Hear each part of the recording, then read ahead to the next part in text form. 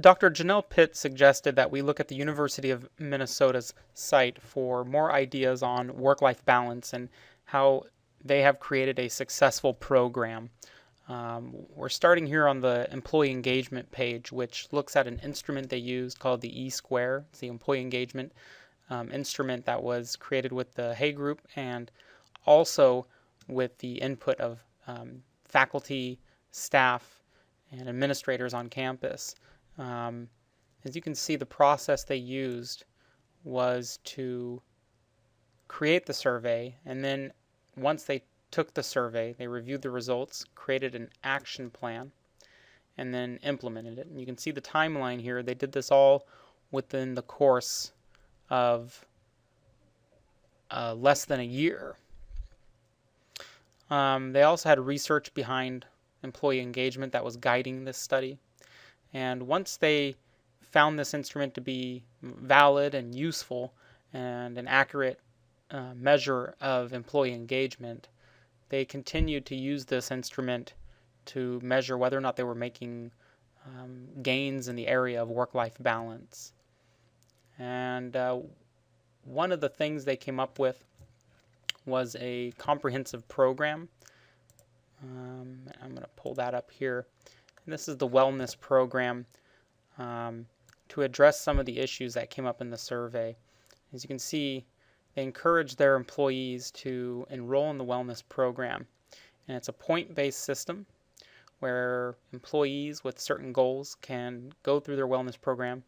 And after taking a few of these assessments or participating in programs like weight loss or no tobacco pledge, they would get a certain amount of points, which once they hit a milestone, such as 300 points or 400 points, they would get an annual premium reduction, pre-taxed, off their paycheck from their healthcare payments.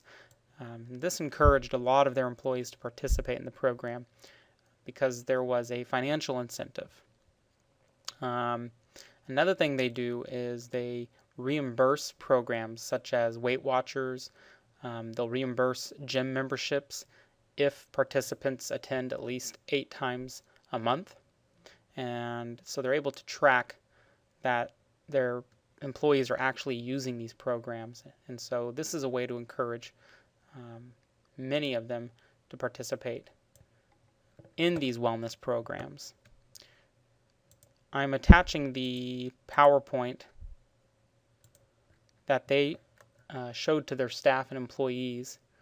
And this is the summary of results from the engagement survey they used. They talk about the research and experience, their strategy, their timeline, their definitions. And they looked at really 2 key areas, which was commitment and dedication and an effective environment. And that those 2 metrics were driving employee engagement. So all the things they do are intended to increase in those 2 areas. And you can go through this on your own, but I just wanted to show you all the data that they had. You can actually see the survey that they used in these slides and where they ranked on them, whether they were favorable or neutral or unfavorable. They had a pretty high favorability rating, but they still implemented a lot of work-life balance initiatives to keep making progress in these areas. So the idea behind this is that they would continue to improve in these areas, no matter how high they were. That would be a goal of theirs. Another school that I looked at was the Duke University's work-life balance program. Is very, very similar to Minnesota, but with the addition of a mobile farmers market that I thought was a pretty interesting concept.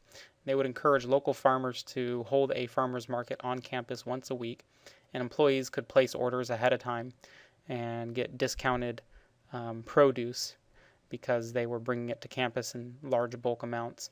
And so every Friday they would show up at their campus garden, set up tents, and then employees, before going home for the weekend, could go and pick up all their produce for the week.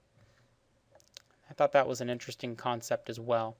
So if we were going to make recommendations to the president, we might consider looking at 3 different areas: physical well-being, such as health, mental well-being, and work practices that increase engagement.